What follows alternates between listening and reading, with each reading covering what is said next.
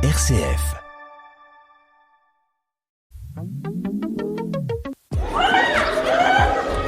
Ne laisse jamais personne te dire que tu n'es pas capable. Si tu as un rêve, tu dois le protéger. Bonjour chers auditeurs de RCF Cœur de Champagne. Vous êtes bien dans l'émission Parole de jeunes.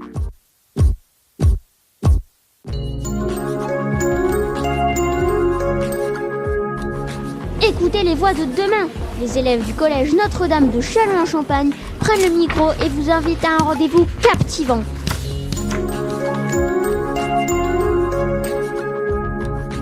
Bonjour à tous et bienvenue dans Parole de jeunes sur RCF Cœur de Champagne. Aujourd'hui, nous avons le plaisir de recevoir un invité très spécial, Thomas Cassied, professeur d'histoire-géographie. Un grand merci d'être avec nous aujourd'hui. On va parler de deux matières qui peuvent parfois sembler un peu compliquées, mais aussi très passionnantes. L'histoire et la géographie. Ça sert à comprendre notre monde et ne pas oublier le passé. On va aussi découvrir le parcours de notre invité et comment il vit sa passion pour l'enseignement. Mais avant tout, bienvenue à vous, Monsieur Cassied. Merci beaucoup à vous pour l'invitation, c'est vraiment très sympathique. Monsieur Cassied, pour commencer, pourquoi est-ce que l'histoire, en tant que matière, est si importante pour nous aujourd'hui ? Alors, un jour, il y a quelqu'un qui a parlé de l'histoire comme étant un conte de faits. Faits, F-A-I-T-S, c'est-à-dire comme un récit d'événements successifs. Cette personne, elle n'a pas tort, parce que parfois, c'est ainsi qu'elle doit vous être racontée, c'est ainsi qu'elle doit vous être présentée. L'histoire, c'est en quelque sorte la mémoire de l'humanité. Sans cette mémoire, une personne ne sait pas qui elle est. Et de la même manière, une société qui ignore son passé risque de refaire les mêmes erreurs. Et alors oui, on pourrait vivre sans connaître son histoire, mais ce serait vivre de façon superficielle, sans vraiment comprendre le monde qui vous entoure. Quand on apprend l'histoire à l'école, parfois ça peut sembler lointain, comme si ça n'avait rien à voir avec nous. Mais pourquoi est-ce que comprendre le passé est essentiel pour comprendre notre monde actuel ? Alors, il faut vraiment se mettre en tête que chaque événement d'aujourd'hui a ses racines dans le passé. Donc, évoquer avec vous l'histoire aide à mieux appréhender l'actualité que vous côtoyez chaque jour, à comprendre les comportements des personnalités qui dirigent le monde en ce moment, et à mieux cerner les décisions des gouvernements des pays qui nous entourent, voire même le nôtre d'ailleurs. Sans cela, tout semble absolument confus, imprécis. Je sais par exemple que Madame Haro, collègue d'histoire géo au Collège Notre-Dame, le fait aussi, mais chaque semaine, nous proposons à un élève de 3e de présenter pendant 5 minutes un sujet d'actualité à ses camarades. Cela les entraîne d'ailleurs pour l'oral du brevet qui passe chaque quelques mois après. Et très souvent, c'est un sujet que les élèves arrivent à relier à l'histoire, à relier à la géographie. Et c'est ainsi que notre matière, elle prend tout son sens. Est-ce que vous avez un événement historique qui vous passionne particulièrement et pourquoi celui-là ? Alors, un seul événement qui me passionnerait tout particulièrement, c'est un bien grand mot. On va dire qu'il y a des événements qui m'intéressent plus que d'autres. Bien sûr, ça dépend en grande partie de notre métier et de ce que les programmes nous font enseigner aux élèves. Si j'avais à en choisir un, dans certains niveaux où j'enseigne, ce serait par exemple en 5e avec la Renaissance, un moment de grand changement concernant la représentation du monde, ou alors le 19e et la révolution industrielle en 4e avec les nombreux progrès techniques. Et la géographie, qu'est-ce que ça recouvre vraiment ? C'est plus que des cartes et des noms de pays, non ? La géographie, c'est l'étude de l'espace dans lequel on vit. Cette matière, elle regroupe, entre autres, 3 rubriques très importantes, chacune spécifique. Il existe la géographie physique, la géographie économique, la géographie humaine. Donc rien qu'en énonçant ça, on se rend compte que c'est pas seulement savoir où se trouvent les pays, quelles sont les capitales des différents pays, mais c'est avant tout comprendre comment vivent les gens, comment se déplacent les populations, quelles ressources possèdent les habitants en fonction des endroits où ils habitent, etc. C'est une matière bien plus riche et bien plus vivante qu'on ne le pense. Est-ce que la géographie nous aide à mieux comprendre les crises actuelles, comme le changement climatique ou les migrations ? Et comment est-ce que vous l'expliquez à vos élèves ? Oui, absolument. Les migrations et les déplacements des populations à travers le monde, c'est un véritable sujet d'actualité. Et nous traitons cela dans un chapitre à part entière, en 4e par exemple, où nous distinguons les différentes raisons qui expliquent cela, qu'elles soient climatiques, économiques, liées à des guerres. Les catastrophes naturelles et le changement climatique, qui est lié là aussi, nous abordons cela au niveau 5e. Tout ça a une dimension géographique. En classe, on essaye toujours de relier ces thèmes à votre vie quotidienne pour vous montrer que la géographie, en fait, est partout. La géographie, c'est aussi une matière de penser notre relation à la Terre. Vous diriez quoi aux jeunes pour leur donner envie de s'intéresser à cette matière? Quoi qu'on en pense, la géographie, c'est une façon de comprendre le monde. Il nous arrive en géographie de dire à certains d'entre vous que si vous voulez changer l'avenir, vous devez d'abord comprendre le monde d'aujourd'hui, celui qui vous entoure.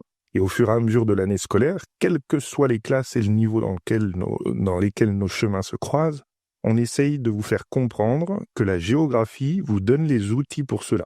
Celle ou celui qui arrive à comprendre cela en ressort forcément grandi derrière. Monsieur Cassied, pourquoi avez-vous choisi de devenir professeur d'histoire-géographie?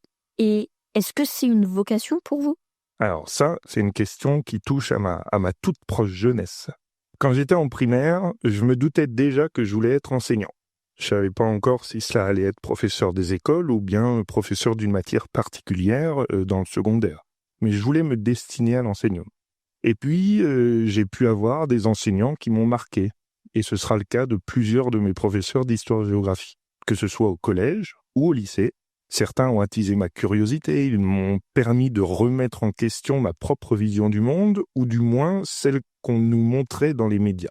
Pour ceux qui la connaissent, au Collège Notre-Dame, Madame Darnaud a notamment été mon enseignante au collège. En classe de 4e, moment où l'on évoque la Révolution et le combat pour les différentes libertés qu'aujourd'hui on possède encore. Je peux aussi citer Madame Ladier, Monsieur et Madame Hiverneau.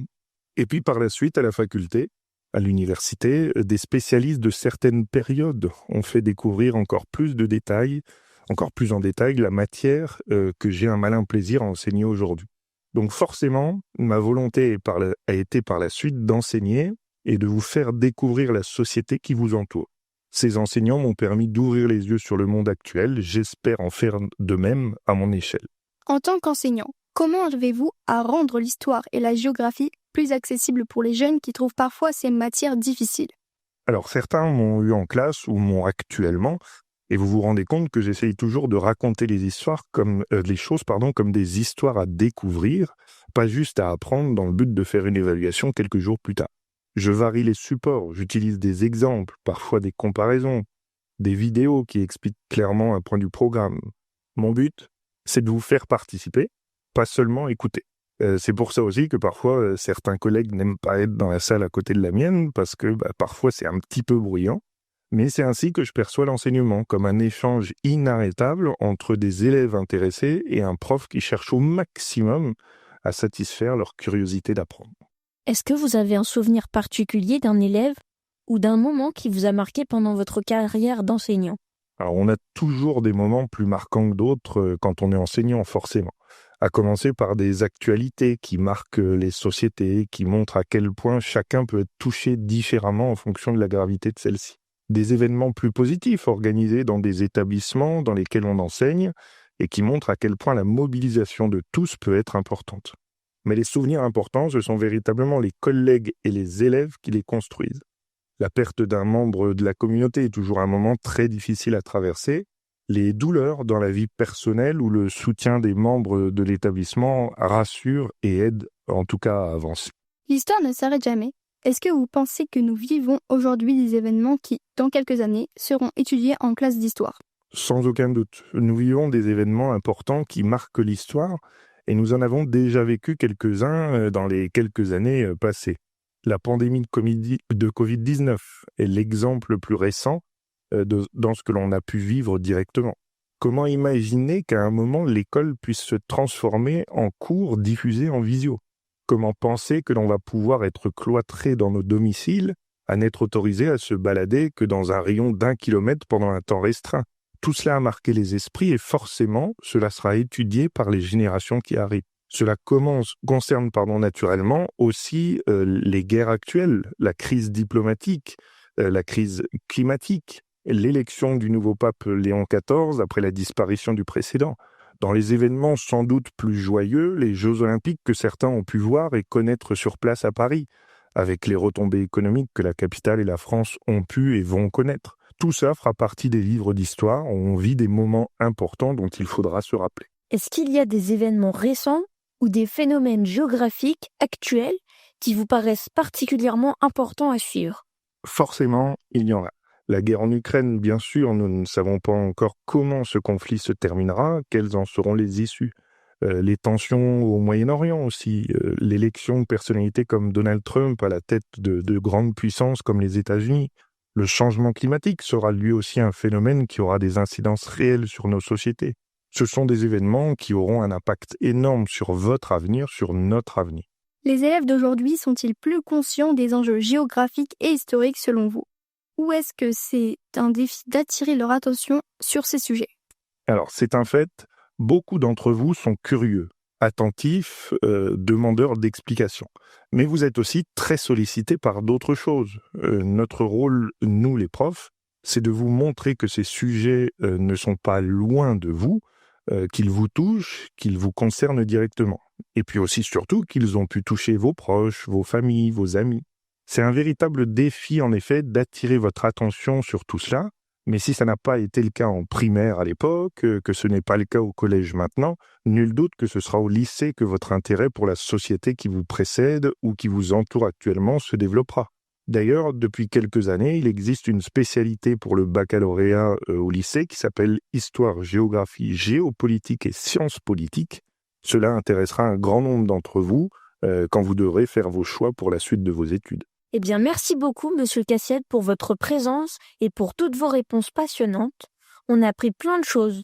L'histoire et la géographie ne sont pas seulement des matières, mais des clés pour comprendre le monde dans lequel on vit.